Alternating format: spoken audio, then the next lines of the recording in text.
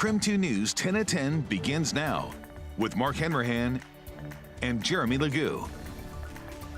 Good evening and thank you for watching KREM 2 10 at 10, where we give you more news in less time.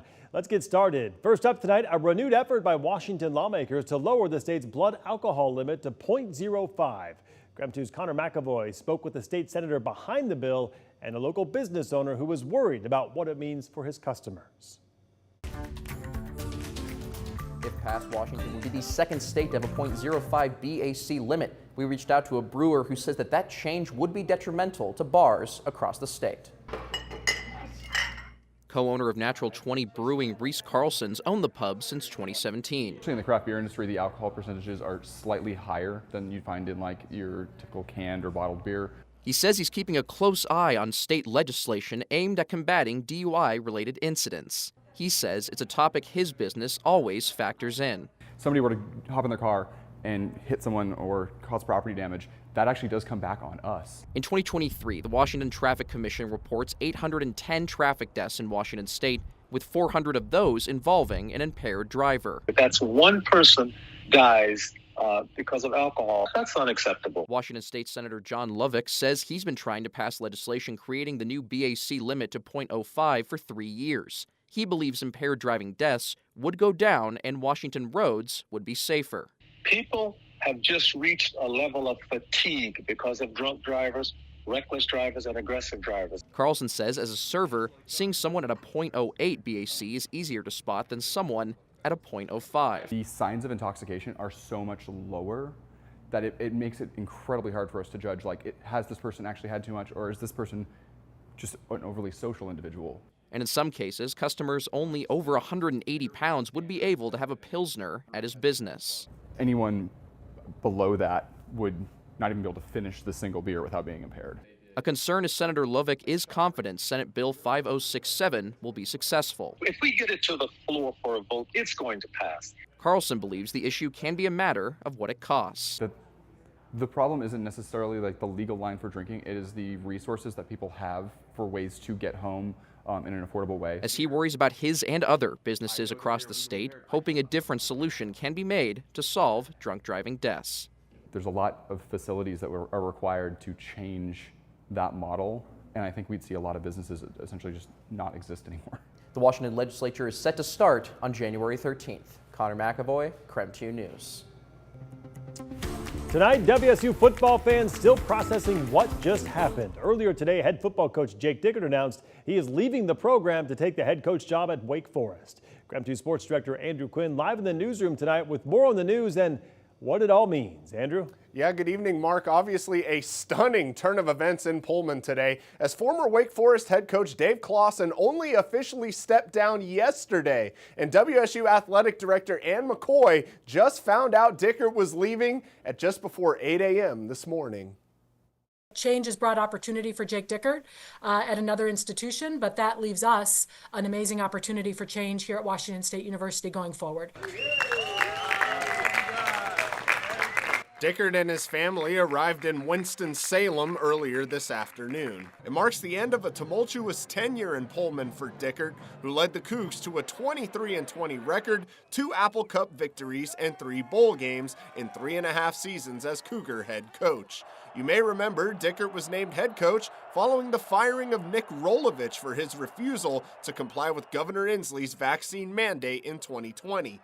Dickert helped guide the Cougs through losing 2 sets of coordinators and conference realignment. He also helped develop 2 star quarterbacks in Cam Ward and John Mateer, as well as several current NFL players. Dickert's departure now means the Cougs have lost their head coach, both coordinators, their running backs coach, and 22 players, including 10 starters so far this offseason. Despite all that, WSU is still a go for the Holiday Bowl next week. You know, we stood before a room full of motivated football student athletes who can't wait to get on the field against Syracuse and represent Washington State University and to finish what they started and to send those seniors off, with the bowl game that they deserve. And we're in. We're 100% in.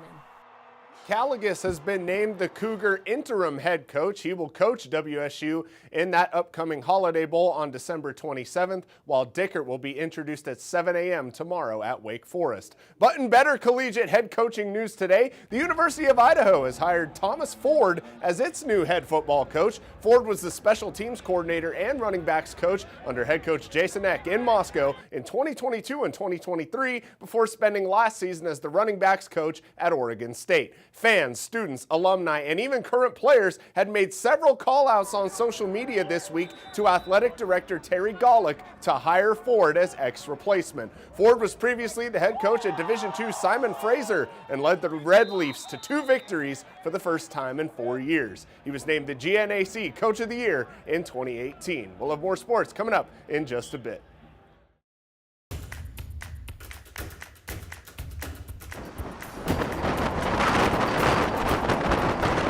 Today's violent winds not only caused mass power outages, but also proved to be deadly. Early this morning, a tree fell on a box truck, causing it to swerve off the road. It happened on Highway 2 near East Airport Drive and Sunset Frontage Road.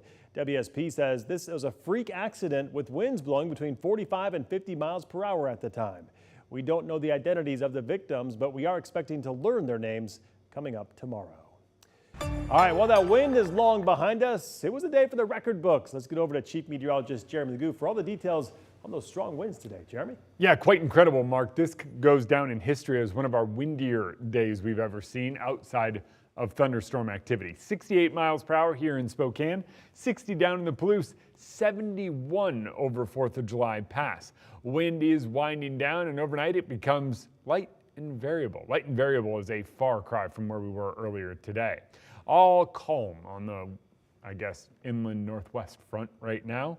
Winds around 5 miles per hour and staying there. Temperatures still around 40 degrees. And with those current temperatures staying well above freezing, it is pretty likely that will eventually drop, but I think we only drop down to near freezing. So that's a saving grace for us. Tomorrow, top out around where we are right now, believe it or not. 40 degrees with a mix of clouds and sun. 42 come Friday, and by the time we get to the weekend, we have another storm moving in. Doesn't look near as potent, and I don't think the rain arrives until Saturday afternoon. All right, sounds good, Jeremy. We'll check back in with you later in the show. The high winds knocked out power for thousands of people across the inland northwest today, and crews are continuing to restore power to everyone tonight. Right now, Avista is reporting 16 outages impacting about 800 customers. That is down significantly from the peak of the storm when nearly 6,000 customers were without power. Meanwhile, Kootenai Electric is reporting a couple hundred customers still without power tonight.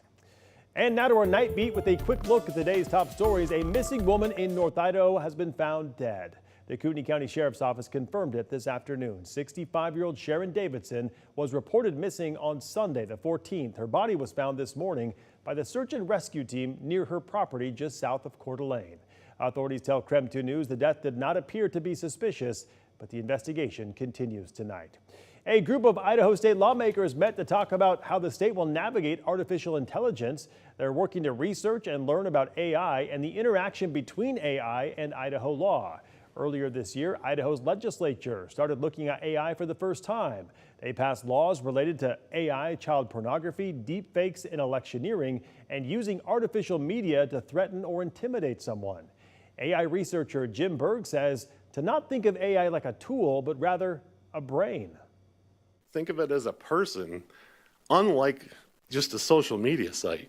So its manipulation capability is going to be significantly higher when used nefariously, and it will be used nefariously.